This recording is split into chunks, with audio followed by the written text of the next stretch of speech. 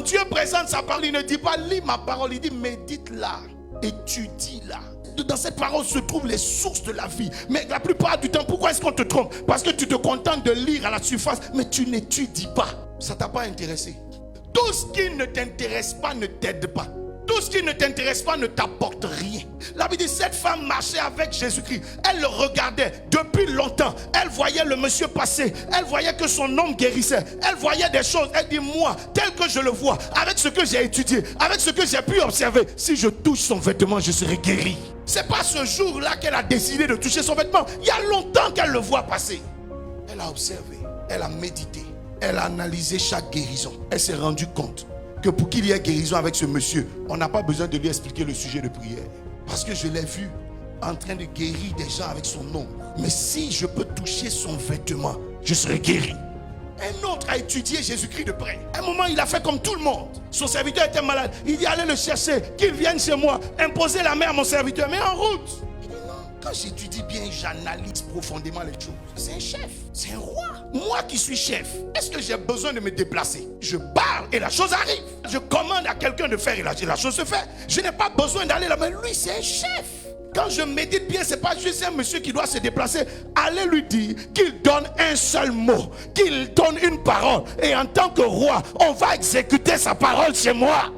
Pourquoi beaucoup de chrétiens n'ont pas grand-chose avec Jésus-Christ? Parce que Dieu t'a donné Jésus-Christ, mais Jésus-Christ t'a pas suffisamment intéressé. Tu t'es contenté de raconter il est alpha, l'oméga, point, ça s'arrête là. Alors que la Bible dit en Jean chapitre 17, verset 3, la vie éternelle, c'est la connaissance du Fils de Dieu. Tu ne peux pas connaître une chose que tu n'étudies pas. Pourquoi tu n'arrives pas à profiter du Fils de Dieu? Tu ne l'as pas étudié. Un jour, il a demandé aux gens, qui suis-je? Pendant 3 ans, il a marché avec eux, mais regarde ce que les gens sont. Oh non, tu es un prophète. Wow, banal.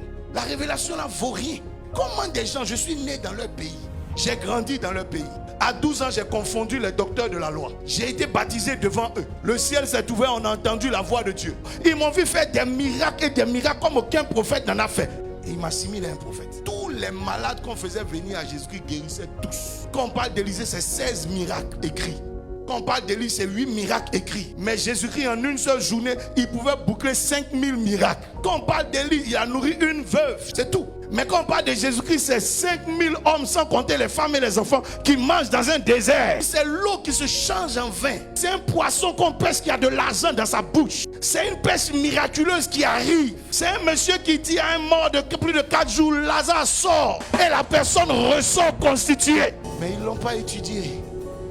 Ils ne l'ont pas médité.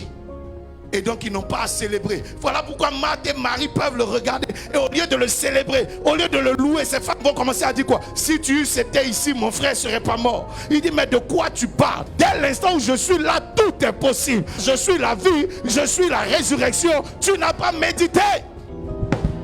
Tu vois des fois pourquoi tu refuses. La gloire se présente à toi, mais tu la refuses et tu tombes dans les pleurs. Parce que celui qui s'appelle la vie et la résurrection, tu l'appelles le guérisseur. Et donc tu l'écartes de ton dossier alors qu'il était sur le point de faire quelque chose dans ta vie.